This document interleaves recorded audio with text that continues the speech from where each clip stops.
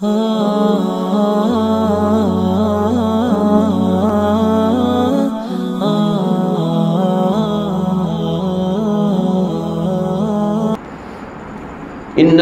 فَرَضَ عَلَيْكَ القرآن، بے شک اللہ نے تمہارے اوپر قرآن فرض کر دیا ہے۔ میرے کہا پہلی دفعہ یہ سنی ہوگی آپ لوگ، انَّالَّذِي فَرَضَ عَلَيْكَ القرآن، بے شک اللہ نے تمہارے اوپر قرآن فرض کر دیا ہے۔ اور پھر سورت نور کے فرض وہ ہوتا ہے جس کے بغیر گزارا ہی نہیں، کرنا ہی پڑے گا، فرض نماز پڑھنی پڑے گی۔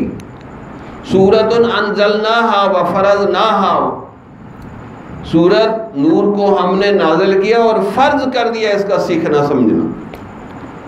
حضرت عمر رضی اللہ تعالیٰ عنہ اپنے زمانے میں قاریوں کو، علماء کو ڈنڈا دے کے بھیجتے تھے کہ جاؤ، گاؤں کے لوگ سست غافل ہوتے ہیں، جہالت ہوتی ہے، ہر بندے سے سورۃ نور سنو، جس کو نہیں یاد اس کو پیار سے کہو یاد کریں، جو نہیں کرتا پیار سے پھر ڈنڈے سے یاد کرواؤ۔ اور آج ڈنڈے سے یاد کروائیں کہ نہیں جی ہمارا پرائیویٹ مسئلہ ہے۔ جمال الوجود بذكر الإله وتصفو الحياة بنور هدى، جمال الوجود بذكر الإله وتصفو